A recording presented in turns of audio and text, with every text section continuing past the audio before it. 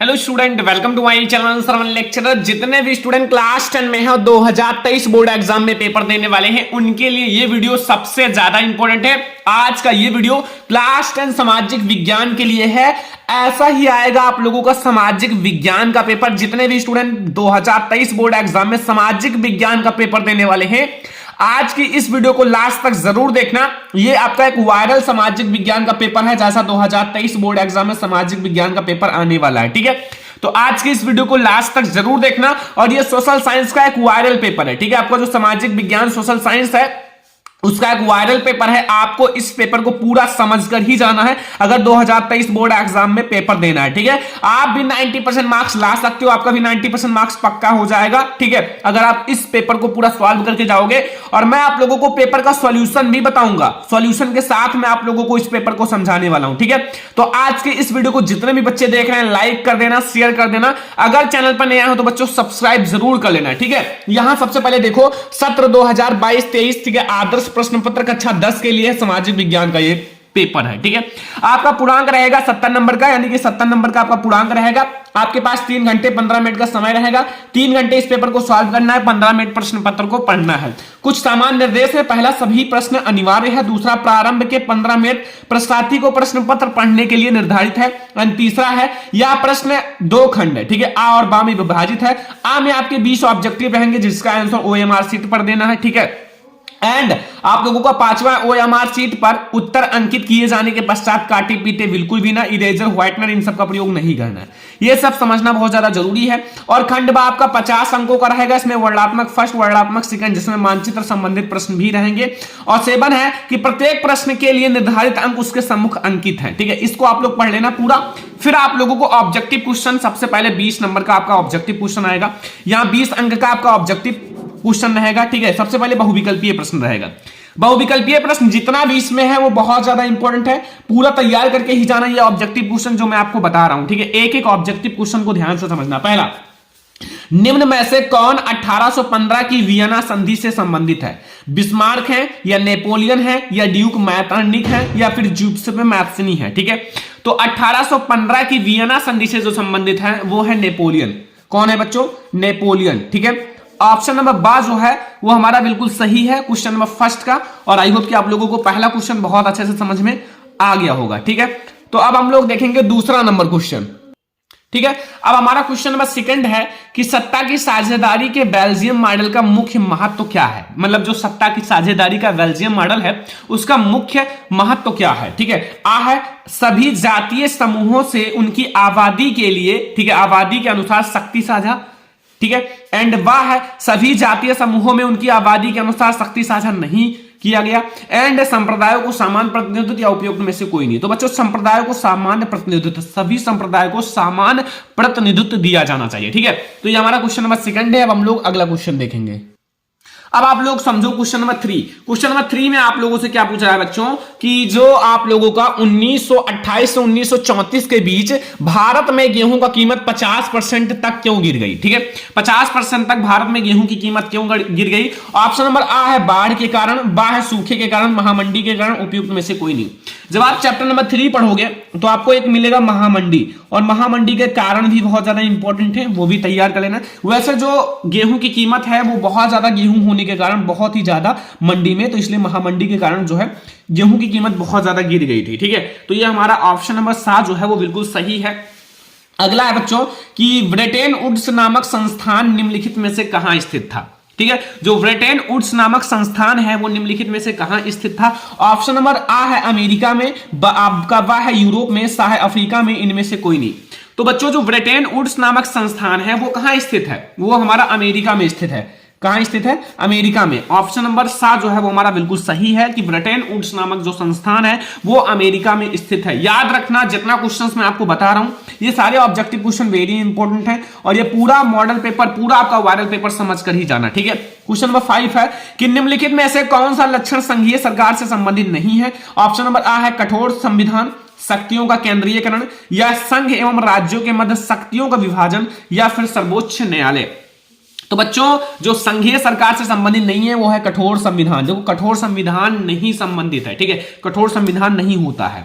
ठीक है, समझ में आ गया ना सारा क्वेश्चन। अगला क्वेश्चन देखो बच्चों, क्वेश्चन नंबर 6 है कि निम्नलिखित में से सामाजिक विभाजन का कारण क्या है। जो सामाजिक विभाजन का कारण है वो क्या है। ऑप्शन नंबर ए है धर्म या भाषा या आ और बा दोनों या फिर उपयुक्त में से कोई नहीं। तो बच्चों जो सामाजिक विभाजन का मुख्य कारण है वो धर्म भी है, ठीक है, और भाषा भी है। तो इसलिए हमारा आ और बा दोनों हो जाएगा। धर्म के कारण भी सामाजिक विभाजन होता है और भाषा के कारण भी सामाजिक विभाजन होता है, इसलिए हमारा आ और बा दोनों सही हो जाएगा। ठीक है बच्चों। 7 नंबर है कि यदि हम लैंगिक विभाजन की बात करते हैं तो उसका क्या अर्थ है। यदि हम लैंगिक विभाजन की बात करते हैं तो उसका अर्थ होता है, ऑप्शन नंबर आ है समाज में स्त्री और पुरुष की असमान भूमिका, बा है स्त्री और पुरुष के मध्य जैविक विभिन्नता, या सा है बालक और बालिकाओं की संख्या में असमानता, या दा है उपयुक्त में से कोई नहीं। तो बच्चों यदि हम लैंगिक विभाजन की बात करते हैं तो उसमें हमारा समाज और स्त्री में असमान भूमिका होगा। समाज और स्त्री में, जो समाज में स्त्री और पुरुष की अलैंगिक विभिन्नता या असमानता। अगला है क्वेश्चन नंबर 8 है राष्ट्रवाद का उदय सर्वप्रथम किस देश से हुआ। बच्चों 1 नंबर का है राष्ट्रवाद का प्रारंभ सर्वप्रथम किस देश से हुआ। ऑप्शन नंबर आ है जर्मनी, बा है फ्रांस, सा है इटली एंड ब्रिटेन। तो बच्चों राष्ट्रवाद का प्रारंभ जो है, राष्ट्रवाद का प्रारंभ वो सर्वप्रथम फ्रांस में हुआ। कहां हुआ? फ्रांस में हुआ। तो क्वेश्चन नंबर 8 का ऑप्शन नंबर बा बिल्कुल सही है। तो ये हमारा क्वेश्चन नंबर 8 है। अब हम लोग देखेंगे क्वेश्चन नंबर 9। तो स्टूडेंट हमारा क्वेश्चन नंबर 9 है डुइक मैटरनिक ने हमारी सामाजिक व्यवस्था का सबसे खतरनाक दुश्मन किसको माना। ऑप्शन नंबर आ है रूसो या विक्टर इमेनू को या फिर काल्विन को या ज्यूसेppe मैथ्सिनी को। तो स्टूडेंट इसका जो राइट आंसर होगा वो हमारा है ज्यूसेppe मैथ्सिनी को सबसे खतरनाक दुश्मन माना है। ठीक है, समझ में आ गया ना। क्वेश्चन नंबर आपको 9 तक बिल्कुल अच्छे से समझ में आ गया, कोई भी दिक्कत नहीं होगा। क्वेश्चन नंबर 10 आ जाओ कि लोकतांत्रिक शासन व्यवस्था अन्य व्यवस्थाओं से अच्छी है क्योंकि यह नागरिक में समानता को बढ़ावा देती है या व्यक्ति की गरिमा को बढ़ावा देती है, या आ और बा दोनों या फिर उपयुक्त में से कोई नहीं। तो नागरिक में समानता की बढ़ावा देती है, ठीक है, एंड साथ में व्यक्ति की गरिमा को भी बढ़ावा देती है। तो हमारा आ और बा दोनों हो जाएगा। ठीक है, समझ में आया। सारा क्वेश्चन बिल्कुल कंप्लीट कर लो, बोर्ड एग्जाम में आए बिल्कुल लिख कर आओ, एक भी क्वेश्चन छोड़कर नहीं आना। अगर टॉपर बनना है सामाजिक विज्ञान में भी 90% लाना है। पूरी तैयारी होगी हर एक सब्जेक्ट का, ताकि आप लोग बोर्ड एग्जाम का टॉपर बनो। चैनल को सब्सक्राइब करके रखो अगर हर एक सब्जेक्ट की तैयारी करना है क्लास 10th का। ठीक है, अगला है 11 नंबर क्वेश्चन, मृदा किस प्रकार का प्राकृतिक संसाधन है। जो मृदा है बच्चों वो किस प्रकार का प्राकृतिक संसाधन है। तो आ है नवीकरणीय योग्य संसाधन, अनवीकरणीय योग्य संसाधन, जैव संसाधन या संभावी संसाधन। तो जो मृदा है उनको हम पुनः उत्पन्न कर सकते हैं, इसलिए हमारा ये एक नवीकरणीय योग्य संसाधन है। नवीकरणीय योग्य संसाधन है, यानी कि ऑप्शन नंबर आ जो है वो हमारा बिल्कुल सही है क्वेश्चन नंबर 11 का। और अब हम लोग देखेंगे क्वेश्चन नंबर 12, निम्नलिखित में से पंजाब में भूमि संकुचन या भूमि निम्नीकरण का मुख्य कारण क्या है। पंजाब में भूमि संकुचन या भूमि निम्नीकरण का मुख्य कारण क्या है। गहन खेती, अधिक सिंचाई, वन उन्मूलन या अति पशुचारण। तो स्टूडेंट जो पंजाब में भूमि निम्नीकरण का मुख्य कारण है वो क्या है, वो है हमारा अधिक सिंचाई। क्या है बच्चों? अधिक सिंचाई। ठीक है, समझ में आ गया ना क्वेश्चन नंबर 12 तक। क्वेश्चन नंबर 13 अब देखो कि भारत के किस राज्य की शिशु मृत्यु दर निम्नतम है। भारत के किस राज्य की शिशु मृत्यु दर निम्नतम है, सबसे कम है। ठीक है, केरल का या बिहार का या पंजाब का या हरियाणा का। तो इसका राइट आंसर क्या होगा? तो इसका राइट आंसर होगा केरल का। किसका? केरल का जो है वो शिशु मृत्यु दर निम्नतम है। ठीक है, शिशु मृत्यु दर। अगला क्वेश्चन नंबर 14 है कि सार्वजनिक एवं निजी क्षेत्र को किस आधार पर वर्गीकृत किया जाता है। जो सार्वजनिक एवं निजी क्षेत्र है, सार्वजनिक एवं निजी क्षेत्र, एक है रोजगार की परिस्थितियां, आर्थिक क्रिया की प्रकृति, या उद्गम का स्वामित्व, या किसी उद्गम में काम कर रहे श्रमिकों की संख्या। तो बच्चों इसका जो राइट आंसर होगा वो है उद्गम का स्वामित्व। ऑप्शन नंबर सा हमारा बिल्कुल सही है। क्वेश्चन नंबर 14 का ऑप्शन नंबर सा हमारा बिल्कुल सही है। अब हम लोग देखेंगे क्वेश्चन नंबर 15। क्वेश्चन नंबर 15 देखो, यहां लिखा हुआ है भूक्षरण से क्या तात्पर्य है। भूक्षरण का मतलब होता है भूमि का क्षरण होना, भूमि में कमी होना, भूमि का अनुपजाऊ या भूमि का दलदली होना, या भूमि का उपजाऊ होना, या भूमि का योजनाबद्ध उपयोग। तो इसका राइट आंसर तो सभी को पता होगा कि भूमि का अनुपजाऊ होना, यानी कि भूमि का क्षरण होना। ठीक है, भूमि का अनुपजाऊ होना। ऑप्शन नंबर आ हमारा बिल्कुल सही है। अगला क्वेश्चन देखो कि गोंडवाना कोयला का जमाव किस क्षेत्र में नहीं पाया जाता है। गोंडवाना कोयला का जमाव किस क्षेत्र में नहीं पाया जाता है। ऑप्शन नंबर आ है दामोदर घाटी या सोन घाटी या महानदी या चंबल घाटी। तो जो गोंडवाना कोयला का जमाव है वो चंबल घाटी पर नहीं पाया जाता। कहां नहीं पाया जाता? चंबल घाटी पर। ठीक है, समझ में आया ना? यहां तक कोई भी दिक्कत, कोई भी कंफ्यूजन नहीं होगा क्वेश्चन नंबर 16 तक। क्वेश्चन नंबर 17 है कि भूमिहीन ग्रामीण मजदूर, जो भूमिहीन जो ग्रामीण मजदूर होते हैं, गांव के मजदूर होते हैं जिनके पास भूमि नहीं होता है, के लिए सबसे अधिक उपयुक्त विकास का लक्ष्य कौन सा है। उपज में ज्यादा समर्थन मूल्य। तो जब उपज कैसे होगा जब उनके पास भूमि ही नहीं है। ठीक है, अगला है वह अपने बच्चों को विदेश में बसा सके। बच्चों जब पैसे ही नहीं है तो कैसे विदेश में बसाएंगे, वो मजदूर हैं। अधिक मजदूरी या उपयुक्त में से कोई नहीं। तो उनके लिए सबसे अच्छा होता है अधिक मजदूरी। जितना ज्यादा मजदूरी मिलेगा उतना ज्यादा उनका विकास होगा और उतना अच्छा उनका काम होगा। ठीक है, अगला है 18 नंबर क्वेश्चन कि निम्न में से कौन सा व्यापार अवरोधकों का लक्षण नहीं है। मतलब व्यापार अवरोधकों का लक्षण नहीं है। सरकार विदेश व्यापार को नियमित करने के लिए व्यापार अवरोधकों का प्रयोग कर सकती है, या वह है सरकार यह निर्णय ले सकती है कि देश में किस प्रकार की वस्तुएं कितनी मात्रा में आयातित होनी चाहिए, या विश्व व्यापार संगठन व्यापार अवरोधकों को बढ़ावा देती है। नहीं, ये नहीं देती, अवरोधकों को बढ़ावा नहीं देती है। अगला है अधिकतर देश व्यापार अवरोधकों का प्रयोग करके अपने घरेलू उपयोग की सुरक्षा के लिए करते हैं। तो ये हमारा सही हो जाएगा, चेक कर लेना, सही है। अगला देखो क्वेश्चन नंबर 19 है कि निम्नलिखित में से कौन सा परंपरागत, ठीक है, परंपरागत ऊर्जा का स्रोत नहीं है। परंपरागत ऊर्जा का स्रोत बताना नहीं है। कोयला, भूतापीय ऊर्जा या आवर्तवाद दोनों या उपयुक्त में से कोई नहीं। तो बच्चों जो हमारा भूतापीय है वो परंपरागत ऊर्जा का स्रोत नहीं है, भूतापीय। ठीक है, क्वेश्चन नंबर 19 का हमारा बा वाला सही है। क्वेश्चन नंबर 20 देखो कि वैश्वीकरण का बहुराष्ट्रीय कंपनियों के निवेश पर क्या प्रभाव पड़ा। ऑप्शन है बहुराष्ट्रीय कंपनियां के निवेश में वृद्धि हुई, या फिर बहुराष्ट्रीय कंपनियों द्वारा भारत के विदेशी व्यापार के अधिकांश भाग पर नियंत्रण, या बहुराष्ट्रीय कंपनियां के आगमन से लोगों की आर्थिक स्थिति सुदृढ़ हुई, या उपयुक्त सभी। तो इसका राइट आंसर होगा उपयुक्त सभी। ठीक है, तो ये हमारा 19 यानी कि 20 ऑब्जेक्टिव क्वेश्चन हो गया। ये 20 ऑब्जेक्टिव क्वेश्चन आपके पेपर में आएगा, ये सारा तैयार कर लेना। ठीक है, और अब हम लोग देखेंगे जो आपके आगे वाले क्वेश्चन है उनको। तो स्टूडेंट अब आता है आपका खंड बा। ठीक है, खंड बा, अभी तक आपको लोगों का खंड आ चल रहा था जिसमें क्या था 20 ऑब्जेक्टिव क्वेश्चन थे। क्या थे? 20 ऑब्जेक्टिव क्वेश्चन। अब आपका खंड बा रहेगा जिसमें आपका 50 अंक का वर्णनात्मक प्रश्न लिखा रहेगा, जिसको आपको अपनी कॉपी में लिखना है। ठीक है, कॉपी में लिखना है अच्छे से, ताकि आप लोगों को अच्छा मार्क्स मिले। ठीक है, देखो वर्णनात्मक प्रश्न उत्तर जो है लगभग 80 शब्दों में दीजिए। ठीक है, 4 नंबर का रहेगा और उत्तर आपको 80 शब्दों में देना है। ठीक है, पहला प्रश्न, प्रथम विश्व युद्ध के पश्चात होने वाली महामंडी के कारणों की समीक्षा कीजिए। देखो महामंडी आ गया ना, मैंने बताया था महामंडी इंपॉर्टेंट है, ये आपको चैप्टर नंबर 3 में मिल जाएगा, भूमंडलीकृत विश्व का बनना। जाओ फटाक से पढ़ो महामंडी के कारण, महामंडी के बारे में। ठीक है, तो प्रथम विश्व युद्ध के पश्चात होने वाली महामंडी के कारणों की समीक्षा कीजिए। इसका मैं आप लोगों को बताऊंगा सॉल्यूशन आगे।